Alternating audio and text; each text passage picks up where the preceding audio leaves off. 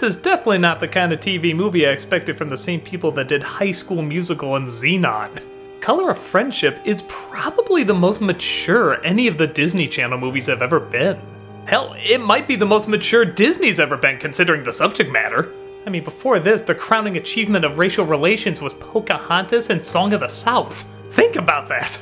The story centers around a girl named Piper. She's living a happy life in the 1970s while her congressman dad is trying to fight for equal rights in South Africa. Not surprisingly, Piper hears a lot about South Africa and would love to have somebody come and visit. And it just so happens there's a foreign student program at school, so they sign up to take somebody from South Africa in. The only downside is they don't get a black kid, they get a white kid named Mahree. In a perfect world, this wouldn't mean shit, but coming from South Africa where there's a huge divide and inequality, let's just say Mahree is shocked that the black people she's staying with aren't her servants. It takes a while for both of them to get over the culture shock, but eventually Mahree decides she doesn't want to go back home and she wants to stay.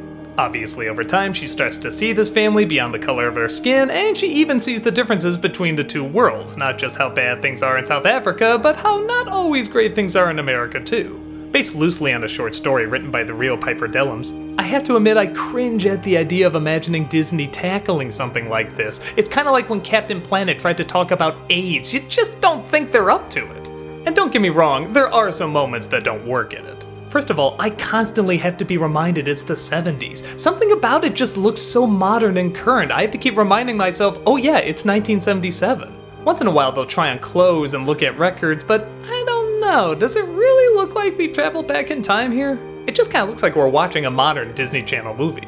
The other problem I have is that the friendship between the two girls seems to kinda go back and forth a little too quickly. There's one point where Mahree is taken away and Piper's like, no, we gotta get her back, but then maybe within the span of a day she suddenly decides that she's too prejudiced and that they can never belong together, and it just kinda comes out of nowhere. Even when they're getting along, I don't know, they just kinda do the traditional thing of trying on clothes, giggling, and then talking about their different cultures. I don't really know too much else about what they connect on. But with those two problems out of the way, I have to admit this is actually a very adult kids film. Whenever they do sit down and talk about race and the different cultures and what's right and what's not, it kinda has me tugging at my shirt collar a little bit like, man, can Disney do this? Are they able to talk about this in a mature way? But at the same time, I do listen to them, and I believe what they're saying, and it's kind of one of those uncomfortable situations where it's good to be uncomfortable. But even then, they still address there's a lot of problems in America too, and we're trying to get that figured out, and is there an easy solution? Is there a complicated solution? It's tough for an adult to hear, but important for a kid to hear.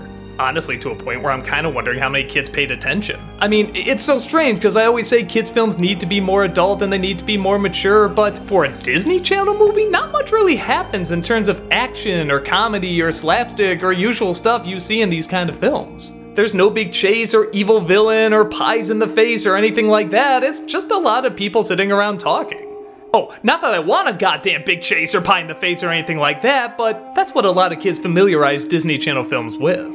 But that stuff obviously wouldn't fit here, shouldn't be here, and at the same time I've heard a lot of people did grow up with this movie and they did really like it. I suppose it's hard to say whether or not I agree 100% on the portrayal because, well, I didn't grow up in South Africa. I've never been there. I didn't know how things were done or how they're done now, and I know chunks of its history, so it sounds right, but again, I don't know how race relations were in South America at the time, so I don't know if this is brilliantly simplified or insultingly simplified. To me, it sounds like they don't shy away from the tough stuff. They talk about when people are beaten to death. They talk about some people being seen as terrorists and some people not being seen as terrorists. They talk about white babies dying compared to black babies dying. Holy shit, this is a Disney Channel movie! I expected to flinch a lot more in this film, but surprisingly, I listened. And I listened with intrigue. Like I said, I don't know how authentically simplified it is, but what it has to say still sounds just meaningful and important. And for Disney to come across that way in a film about race relations, let alone a Disney Channel film? That's really damn impressive. I guess we can say Zootopia wasn't the first Disney film to tackle this subject matter well, because if you look hard enough, you just might find this hidden gem.